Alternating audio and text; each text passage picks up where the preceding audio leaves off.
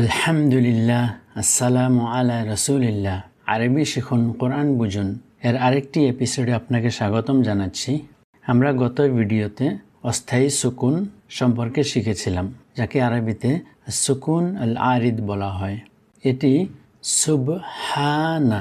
সুবহানা যদি আমরা নুনের পরে সুকুন করি অথবা থেমে যায়, তাহলে আমরা নুনের সাথে যে ফাতহাটি আছে এটাকে পড়ব না, তখন আমরা পড়ব সুবহান।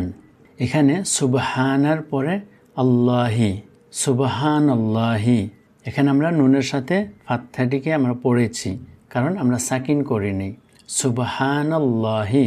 কিন্তু যদি সুবহান আল্লাহি পড়ে যদি সাকিন করি, তাহলে আমরা এখানে হার সাথে যে কাসরাটি আছে এটিকে পড়ব না, তখন আমরা পড়ব সুবহান আল্লাহ। তদ্রূপ এটিকে পড়ব আলহামদুলিল্লাহ নাকি আলহামদুলিল্লাহি। এটি আল্লাহু আকবারু।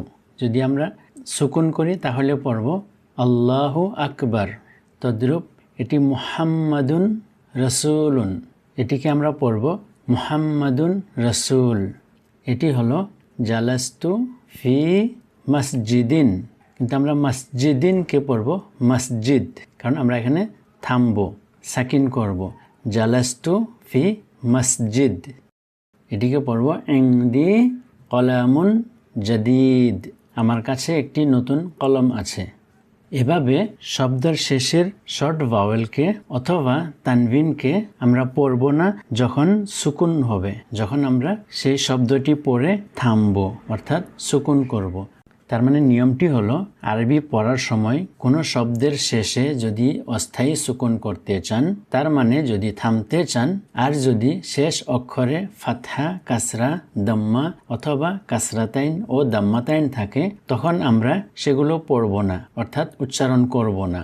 কিন্তু এই নিয়মটিতে কিছু ব্যতিক্রম আছে। তার মধ্যে প্রথমটি হলো, যদি ফাতহাতাইন থাকে তাহলে এই নিয়ম প্রযোজ্য হবে না। তার মানে যদি ফাতহাতাইন থাকে তাহলে আমরা একটু ভিন্ন ধরনের পড়ব। এখানে দেখতে পাচ্ছেন কিতাবান, কিন্তু এটিকে আমরা পড়ব কিতাবা। কিতাবা, আমরা এটিকে কিতাবান পড়ব না বা কিতাব তাও পড়ব না, আমরা পড়ব কিতাবা যখন সাকিন করব। আশা করি বুঝতে পেরেছেন। আমরা আর কয়েকটি এক্সাম্পল দেখব। রসুলা, রসুলা, এটি হবে বাইতা, বাইতা। এটি হবে হাক্ক, হাক্ক। কয়িমা, কয়িমা। কলামা। আনজালা আল্লাহু কিতাবা, আনজালা আল্লাহু কিতাবা, আল্লাহ একটি কিতাব নাজিল করেছেন। রাআইতু কিতাবা, আমি একটি বই দেখেছি। ইশতারাইতু কলামান জাদিদান, এটিকে আমরা পড়ব ইশতারাইতু কলামান জাদিদা। এখানে কলামানকে আমরা কলামান পড়ছি এই জন্যে, কারণ আমরা এখানে সাকিন করি নাই, আমরা সাকিন করছি কোথায়? জাদিদার পরে। এই জন্য আমরা কলামানকে কলামান পড়ব, কিন্তু জাদিদানকে জাদিদা পড়ব। ইশতারাইতু কলামান জাদিদা, আমি একটি নতুন কলম কিনেছি। আকালতু তুফাহা, আকালতু তুফাহা, আমি একটি আপেল খেয়েছি। আসুন এবার সুকুন সম্পর্কে আরেকটি বিষয় জানব। এখানে এটাকে দেখতে পাচ্ছেন সলাতুন, তা মারবুতার উপরে দম্মাতাইন হয়েছে।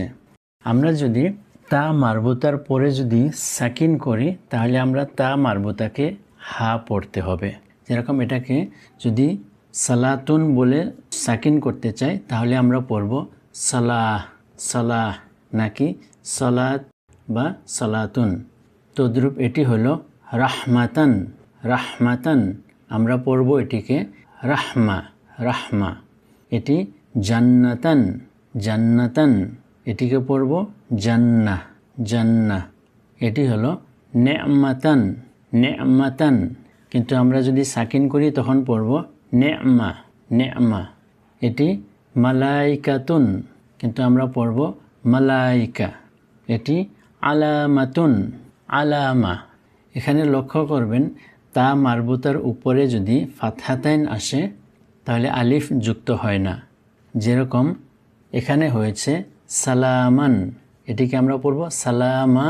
মিমের উপরে ফাতহাতাইন হয়েছে আর আলিফ যুক্ত হয়েছে, কিন্তু যদি শেষের হারফটি যদি তা মারবুতা থাকে এবং তার উপরেও যদি ফাতহাতাইন থাকে তাহলে আলিফ যুক্ত হবে না, আর তা মারবুতাকে হা পড়তে হবে। এটিকে সাকিন করে পড়ব আলামা আলামা। রাহমাতান রাহমা, মদিনাতান মদিনা, জামিলাতান জামিলা। অনেক সময় মাস্কুলিন জেন্ডারের নাউন শব্দের শেষে তা মারবুতা যুক্ত করলে সেটি স্ত্রীলিঙ্গ হয়ে যায়, মানে পুলিঙ্গ থেকে স্ত্রীলিঙ্গ হয়ে যায়।